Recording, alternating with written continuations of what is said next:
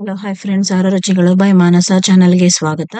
ಇವತ್ತು ನಾನು ಚಿರೋಟಿ ಮಾಡೋದು ಹೇಗೆ ಅಂತ ತೋರಿಸ್ತೇನೆ. ಇದಕ್ಕೆ ನಾನು ಮೈದಾ ಮತ್ತೆ ಸೋಡಾ ಎರಡನ್ನೂ ಯೂಸ್ ಮಾಡಿಲ್ಲ. ಯೂಸ್ ಮಾಡ್ದೇನೆ ತುಂಬಾ ಟೇಸ್ಟಿಯಾಗಿ, ತುಂಬಾ ಕ್ರಂಚಿಯಾಗಿ, ಗರಿ ಗರಿಯಾಗಿ ಬರೋದ್ ಬರುತ್ತೆ. ಅದು ನೀವು ಮದ್ವೆ ಮನೆಗಿಂತ ತುಂಬಾ ಟೇಸ್ಟಿಯಾಗಿ ಬರುತ್ತೆ. ಮನೆಯಲ್ಲಿ ಎಲ್ಲರೂ ಒಂದ್ಸಲ ಟ್ರೈ ಮಾಡಿ ಕಮೆಂಟ್ ಬಾಕ್ಸ್ ಅಲ್ಲಿ ಕಮೆಂಟ್ ಹಾಕಿ. ಹಾಗೆ ನನ್ನ ಚಾನಲ್ನ ಸಬ್ಸ್ಕ್ರೈಬ್ ಮಾಡ್ತಿರೋರು ಇವಾಗಲೇ ಸಬ್ಸ್ಕ್ರೈಬ್ ಮಾಡ್ಕೊಂಡು ಬೆಲ್ ಐಕಾನ್ ಕೂಡ ಪ್ರೆಸ್ ಮಾಡಿ. ನನ್ನ ಹೊಸ ಹೊಸ ರೆಸಿಪಿಗಳ ನೋಟಿಫಿಕೇಶನ್ ನಿಮ್ಗೆ ಬರುತ್ತೆ. ಇವಾಗ ಒಂದು ಬೌಲ್ ತಗೊಳ್ಳಿ. ಒಂದು ಬೌಲ್ಗೆ ನಾನು 2 ಕಪ್ ಅಷ್ಟು, ಒಂದು ಅರ್ಧ ಕೆಜಿಯಷ್ಟು ಚಿರೋಟಿ ರವೆ ಹಾಕೋತಾ ಇದ್ದೀನಿ. ಇದಕ್ಕೆ ಚಿರೋಟಿ ರವೆ ತಗೊಳ್ಳಿ, ತುಂಬಾ ಚೆನ್ನಾಗಿರುತ್ತೆ ನಾರ್ಮಲ್ ಸೂಜಿಕಿನ್ನ. ಚಿರೋಟಿನ ಈ ರವೆನಲ್ಲೇ ಮಾಡೋದು, ಅದಕ್ಕೆ ಇದಕ್ಕೆ ಚಿರೋಟಿ ರವೆ ಅಂತ ಹೆಸರು ಬಂದಿದೆ. ನೋಡಿ, ಇದಕ್ಕೆ 2 ಕಪ್ ಹಾಕೋತಾ ಇದ್ದೀನಿ. ಇದು ಹಾಫ್ ಕೆಜಿಯಷ್ಟು ಬರುತ್ತೆ 2 ಕಪ್ ಚಿರೋಟಿ ರವೆ. ಇದಕ್ಕೆ ಸ್ವಲ್ಪನೇ ಒಂದು 1/4 ಸ್ಪೂನ್ ಅಷ್ಟು ಉಪ್ಪು ಕೂಡ ಹಾಕೊಳ್ಳಿ. ಹಾಕೊಂಡು ಅದನ್ನ ನೋಡಿ, ಇಷ್ಟೇ 1/4 ಸ್ಪೂನ್ ಸಾಕು. ಹಾಕೊಂಡು ಮಿಕ್ಸ್ ಮಾಡ್ಕೊಳ್ಳಿ. ಮಿಕ್ಸ್ ಆದ್ಮೇಲೆ ಎಲ್ಲನೂ ಇದು ಚೆನ್ನಾಗಿ ಮಿಕ್ಸ್ ಆದ್ಮೇಲೆ ನಾನು ಇದಕ್ಕೆ ಆಯಿಲ್ ಕೂಡ ಹಾಕೋಬೇಕು. ಆಯಿಲ್ನ ಒಂದು 6ರಿಂದ 7 ಸ್ಪೂನ್ ಅಷ್ಟು ಆಯಿಲ್ನ ನೋಡಿ ಈ ತರ ಬಿಸಿ ಬಿಸಿಯಾಗಿ ಕಾಯಿಸ್ಕೊಳ್ಳಿ. ಹೊಗೆ ಬರೋ ತನಕ ಬಿಸಿಯಾಗಿರ್ಬೇಕು. ಹಾಕಿದ್ರೆ ನೊರೆ ಚೆನ್ನಾಗಿ ಬರ್ಬೇಕು. ಅದನ್ನು ಕೂಡ ಕೈಯಲ್ಲಿ ಮಿಕ್ಸ್ ಮಾಡಬೇಡಿ. ಒಂದು ಸ್ಪೂನು ಇಲ್ಲ ಅಂದ್ರೆ ಈ ತರ ಮಿಕ್ಸ್ ಮಾಡ್ಕೊಳ್ಳಿ ಚೆನ್ನಾಗಿ. ಅದು ಮಿಕ್ಸ್ ಮಾಡಿದ್ರೆ ಬಿಸಿ ಎಲ್ಲ ಕಡಿಮೆ ಆಗುತ್ತೆ ಆಯಿಲ್ದು. ಅದಕ್ಕೇನೆ ಅದ್ರಲ್ಲಿ ಸ್ಪೂನಲ್ಲಿ ಮಿಕ್ಸ್ ಮಾಡ್ಕೊಳ್ಳಿ. ಆಮೇಲೆ ತರ ಕೈಯಲ್ಲಿ ಕಲಿಸ್ಕೊಳ್ಳಿ.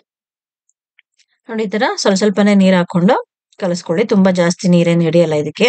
ತುಂಬಾ ಗಟ್ಟಿ ಕಲಿಸ್ಕೊಂಡ್ಬಿಡ್ಬೇಡಿ. ಸ್ವಲ್ಪ ಸ್ವಲ್ಪ ಮೆತ್ತಗಿದ್ರೆ ಚೆನ್ನಾಗಿರುತ್ತೆ. ನೋಡಿ, ಈ ತರ ಇಷ್ಟಿದ್ರೆ ಸಾಕು, ಚೆನ್ನಾಗಿ ಬರುತ್ತೆ. ಇದನ್ನ ಒಂದು 1/2 ಅವರ್ ನೆನ್ಸಿಡ್ಬೇಕು. ಇಲ್ಲಾಂದ್ರೆ ಗರಿ ಗರಿ ಬರಲ್ಲ, ಗಟ್ಟಿ ಗಟ್ಟಿ ಆಗುತ್ತೆ ಚಿರೋಟಿ.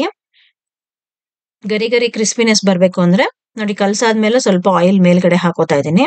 ಹಾಕೊಂಡು ಇದು ಒಂದು 1/2 ಅವರ್ ಹಾಗೆ ಮುಚ್ಚಿಟ್ಬಿಡಿ ಒಂದ್ ಸೈಡ್ ಅಲ್ಲಿ. ಮಿಕ್ಸಿ ಜಾರ್ ತಗೊಳ್ಳಿ. ಮಿಕ್ಸಿ ಜಾರ್ಗೆ ನಾನು ಒಂದು ಅರ್ಧ ಕಪ್ ಅಷ್ಟು ಸಕ್ಕರೆ ತಗೋತಾ ಇದ್ದೀನಿ. ಸಕ್ಕರೆನ ಗ್ರೈಂಡ್ ಮಾಡ್ಕೊಳ್ಳಿ. ನುಣ್ಣಗೆ ಪೇಸ್ಟ್ ತರ ಮಾಡ್ಕೊಳ್ಳಿ ಸಕ್ಕರೆನ. ನೋಡಿ, ಈ ತರ ಪೇಸ್ಟ್ ಆಗಿದ್ರೆ ಸಾಕು. ಇವಾಗ ಒಂದು ಬೌಲ್ ತಗೊಳ್ಳಿ. ಒಂದು ಬೌಲ್ಗೆ ನಾನು ಈ ಚಿಕ್ಕ ಬೌಲ್ಗೆ ಒಂದು 5 ಸ್ಪೂನ್ ಅಷ್ಟು ಅಕ್ಕಿ ಹಿಟ್ಟನ್ನ ತಗೊಂಡಿದ್ದೀನಿ. ಚಿಕ್ಕ ಸ್ಪೂನ್ ಅಲ್ಲಿ ಒಂದು 5 ಸ್ಪೂನ್ ಅಕ್ಕಿ ಹಿಟ್ಟು ತಗೊಳ್ಳಿ. ಅದಕ್ಕೆ ಬೆಣ್ಣೆ ಹಾಕೊಂಡು ನೋಡಿ, ಈ ತರ ಬೆಣ್ಣೆನ ಒಂದ್ 2-3 ಸ್ಪೂನ್ ಬೆಣ್ಣೆ ಹಾಕೊಂಡು ಮಿಕ್ಸ್ ಮಾಡ್ಕೊಳ್ಳಿ. ಚೆನ್ನಾಗಿ ನಾದ್ಬೇಕು. ಅದನ್ನ ಚೆನ್ನಾಗಿ ಮಿಕ್ಸ್ ಮಾಡಿದ್ರೆ, ಬೀಟ್ ಮಾಡಿದ್ರೆ ಅದು ಬೆಣ್ಣೆ ತರಾನೇ, ಅಕ್ಕಿ ಹಿಟ್ಟು ಕೂಡ ಬೆಣ್ಣೆ ತರಾನೇ ಆಗುತ್ತೆ ಎಲ್ಲ ಮಿಕ್ಸ್ ಆಗಿ. ಅಷ್ಟು ತನಕ ನೀವು ನಾದ್ಬೇಕು. ಒಂದು 5-10 ನಿಮಿಷನಾದ್ರೂ ಚೆನ್ನಾಗಿ ಕಲಿಸ್ತಾ ಇರ್ಬೇಕು. ಅದನ್ನ ಬೀಟ್ ಮಾಡ್ತಾ ಇರಿ ಚೆನ್ನಾಗಿ. ನೋಡಿ, ಇವಾಗ ಅಕ್ಕಿ ಹಿಟ್ಟು ಕೂಡ ಬೆಣ್ಣೆ ತರಾನೇ ಮಿಕ್ಸ್ ಆಗೋಗಿ ಎರಡೂನುವೆ ತುಂಬಾ ಸಾಫ್ಟ್ ಆಗಿ ಬರುತ್ತೆ. ಮೈದಾ ಹಾಕ ಮತ್ತೆ ಇರಲ್ಲ ಇದಕ್ಕೆ ನೀವು. ಇವಾಗ 1/2 ಅವರ್ ಆಯ್ತು ನೆನ್ಸಿಟ್ಟಿರೋದು. ಇದ್ರ ಮೇಲೆ ಇನ್ನೊಂದ್ ಸ್ವಲ್ಪ ಆಯಿಲ್ ಹಾಕೊಂಡು ಚೆನ್ನಾಗಿ ಮಿಕ್ಸ್ ಮಾಡ್ಕೊಳ್ಳಿ. ಇದನ್ನು ಕೂಡ ಚೆನ್ನಾಗಿ ನಾದ್ಬೇಕು. ಚೆನ್ನಾಗಿ ನಾದಿದ್ರೇನೆ ಅದು ಗರಿ ಗರಿಯಾಗಿ ಬರುತ್ತೆ, ಇಲ್ಲಾಂದ್ರೆ ಗಟ್ಟಿ ಗಟ್ಟಿಯಾಗಿ ಬರುತ್ತೆ. ಅದಕ್ಕೆ ಇದನ್ನ ಚೆನ್ನಾಗಿ ಮಿಕ್ಸ್ ಮಾಡ್ಕೊಳ್ಳಿ. ಇದನ್ನು ಕೂಡ ಅಷ್ಟೇ ಒಂದ್ 5 ನಿಮಿಷ ಅಷ್ಟು ಚೆನ್ನಾಗಿ ನಾದ್ಕೊಳ್ಳಿ. ಇದರ ಚಿಕ್ಕ ಚಿಕ್ಕ ಉಂಡೆಗಳನ್ನ ಕಟ್ಕೊಳ್ಳಿ. ಈ ತರ ನೋಡಿ, ಎಷ್ಟು ಸಾಫ್ಟ್ ಆಗಿ ಚೆನ್ನಾಗಿ ಬಂದಿದೆ. ಇದನ್ನ ಚಿಕ್ಕ ಚಿಕ್ಕ ಒಂದ್ 5 ಉಂಡೆ ಮಾಡ್ಕೊಳ್ಳಿ. ಒಂದ್ 5 ಉಂಡೆ ಮಾಡ್ಕೊಂಡು, 5 ಉಂಡೆ ಆದ್ಮೇಲೆ ಇದನ್ನ ಚಪಾತಿ ತರ ತೆಳುವಾಗಿ, ಚಪಾತಿಗಿನ್ನ ತೆಳುವಾಗಿ ಇದನ್ನ ಒತ್ಕೊಳ್ಳಿ. ಒತ್ಕೊಂಡು ಇದಕ್ಕೆ ಸ್ವಲ್ಪ ಆಯಿಲ್ ಹಾಕೊಂಡು ನೀವು ಒತ್ಕೋಬೇಕು. ಒತ್ತಾದ್ಮೇಲೆ ಇವಾಗ ಕಲ್ಸಿಟ್ಟಿದ್ವಲ್ಲ ನಾವು ಬೆಣ್ಣೆ ಮತ್ತೆ ಅಕ್ಕಿ ಹಿಟ್ಟನ್ನ, ಅದನ್ನ ಅದ್ರ ಮೇಲೆ ಅಪ್ಲೈ ಮಾಡ್ಕೋಬೇಕು. ಇವಾಗ ತೋರಿಸ್ತೀನಿ ಅದು ಹೇಗ್ ಮಾಡ್ಕೋಬೇಕು ಅಂತ. ಒಂದ್ ಚಪಾತಿ ಮಣೆ ಮತ್ತೆ ಕೋಲ್ ತಗೊಳ್ಳಿ. ನೋಡಿ, ಒಂದ್ ಉಂಡೆನ ಇವಾಗ ಸ್ವಲ್ಪ ಈ ತರ ಆಯಿಲ್ ಅಲ್ಲಿ ಹತ್ಕೊಂಡು ಫಸ್ಟ್ ಕೈಯಲ್ಲಿ ಈ ತರ ಮಾಡ್ಕೊಂಡು ಆಮೇಲೆ ಸ್ಟಾರ್ಟ್ ಮಾಡಿ ಒತ್ತೋದಕ್ಕೆ. ನೋಡಿ, ಅದನ್ನ ತುಂಬಾ ಸ್ವಲ್ಪ ಆಯಿಲ್ ಹತ್ಕೊಂಡೇ ಮಾಡಿ, ಅವಾಗ ಅಂಟ್ಕೊಳ್ಳಲ್ಲ. ಇದಕ್ ಬೇಕು ಅಂದ್ರೆ ನೀವು ಅಕ್ಕಿ ಹಿಟ್ಟು ಹಾಕೊಂಡು ಮಾಡ್ಕೋಬಹುದು. ಅದು ತುಂಬಾ ಹಿಟ್ ತರ ಹೋಗುತ್ತೆ. ಅದಕ್ಕೇನೆ ಆಯಿಲ್ ಅಲ್ಲಿ ಮಾಡ್ಕೊಂಡ್ರು ಚೆನ್ನಾಗಿ ಬರುತ್ತೆ. ನೋಡಿ, ಈ ತರ ತುಂಬಾ ತೆಳುವಾಗಿ ಬರುತ್ತೆ. ಈ ತರ ಮಾಡ್ಕೊಂಡ್ರೆ ಸಖತ್ ಆಯಿಲ್ ಹಾಕೊಂಡ್ ಮಾಡಿದ್ರೆ ತುಂಬಾ ಸಖತ್ ತೆಳುವಾಗಿ ಬರುತ್ತೆ. ಮತ್ತೆ ಚಿರೋಟಿ ತುಂಬಾ ಕ್ರಿಸ್ಪಿ ಆಗಿರುತ್ತೆ, ಟೇಸ್ಟಿಯಾಗಿ ಬರುತ್ತೆ.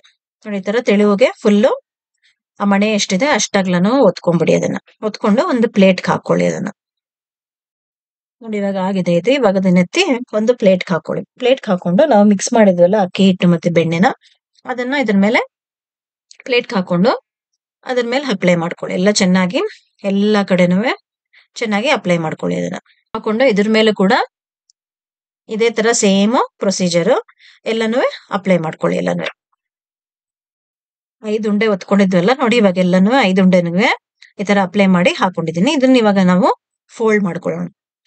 ಇದನ್ನ ರೋಲ್ ಮಾಡ್ಕೊಳ್ಳಿ. ರೋಲ್ ಮಾಡಾದ್ಮೇಲೆ ನೋಡಿ, ಈ ತರ ಚಾಕುನಲ್ಲಿ ಇಷ್ಟಿಷ್ಟ ಉದ್ದ ಬಿಟ್ಟು ಗ್ಯಾಪ್ ಕಟ್ ಮಾಡ್ಕೊಳ್ಳಿ. ಎಲ್ಲಾನು ಫುಲ್ ರೋಲ್ ನ ಈ ತರ ಕಟ್ ಮಾಡ್ಕೊಳ್ಳಿ. ಒಂದ್ 7-8 ಪೀಸ್ ಆಗುತ್ತೆ. ಅದನ್ನ 7-8 ಪೀಸ್ ನ ಕಟ್ ಮಾಡ್ಕೊಳ್ಳಿ. ನೋಡಿ ಇವಾಗ ಒಂದೊಂದೇ ಪೀಸ್ ನ ಈ ತರ ತೆಗ್ದಿಟ್ಕೊಳ್ಳಿ. ನೋಡಿ ಈ ತರ ಮಧ್ಯದಲ್ಲಿ ಫ್ಲವರ್ ತರ ಬಂದಿರುತ್ತೆ. ಇದು ಒಂದೊಂದೇ ಪೀಸ್ ನ ಈ ತರ ತೆಗ್ದಿಟ್ಕೊಂಡು ಇದನ್ನ ಕೈಯಲ್ಲಿ ಬೇಕಾದ್ರೂ ನೀವು ಹಿಂಗ್ ಪ್ರೆಸ್ ಮಾಡ್ಕೋಬಹುದು. ಲಟ್ಟಣಿಗೆನಲ್ಲಿ ಮೆತ್ತಗೆ ಪ್ರೆಸ್ ಮಾಡ್ಬೇಕು. ತುಂಬಾ ಜಾಸ್ತಿ ಪ್ರೆಸ್ ಮಾಡಿದ್ರೆ ಅದು ಲೇಯರ್ ತರ ಬರಲ್ಲ. ನೋಡಿ ಎಣ್ಣೆ ಆಲ್ರೆಡಿ ಕಾದಿದೆ. ಅದಕ್ಕೆ ನಾನು ಇವಾಗ ಹಾಕ್ತಾ ಇದ್ದೀನಿ. ನೋಡಿ ಹಾಕ್ಬಿಟ್ಟು ಸ್ವಲ್ಪ ಎಣ್ಣೆನ ಮೇಲ್ಗಡೆ ಎತ್ತಿ ಅದ್ ಮೇಲಕ್ಕೆ ಬಂದ್ಮೇಲೆ ಸ್ವಲ್ಪ ಮೇಲ್ಗಡೆ ಎಣ್ಣೆನ ಹಿಂಗೆ ಎತ್ತಿ ಹಾಕಿ ಆಮೇಲೆ ತಿರುಗಿಸಿ ಅದ್ ಸ್ವಲ್ಪ ಅದು ಚೆನ್ನಾಗಿ. ಆಮೇಲೆ ಇನ್ನೊಂದ್ ಕಡೆ ತಿರುಗಿಸ್ಕೊಂಡುನು ಎರಡು ಕಡೆನು ಸ್ವಲ್ಪ ಲೈಟ್ ಗೋಲ್ಡನ್ ಕಲರ್ ಬಂದ್ರೆ ಸಾಕಿದೆ. ತುಂಬಾ ಜಾಸ್ತಿ ಗೋಲ್ಡನ್ ಕಲರ್ ಬಂದ್ರೆ ಚೆನ್ನಾಗಿರಲ್ಲ.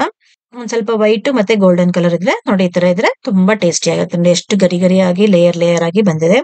ತುಂಬಾ ಟೇಸ್ಟಿ ಆಗಿರುತ್ತೆ. ಇದ್ರ ಮೇಲೆ ಸಕ್ಕರೆ ಉದುರಿಸ್ಕೊಂಡು ಹಾಲ್ ಹಾಕೊಂಡು ಕೂಡ ತಿನ್ಬೋದು.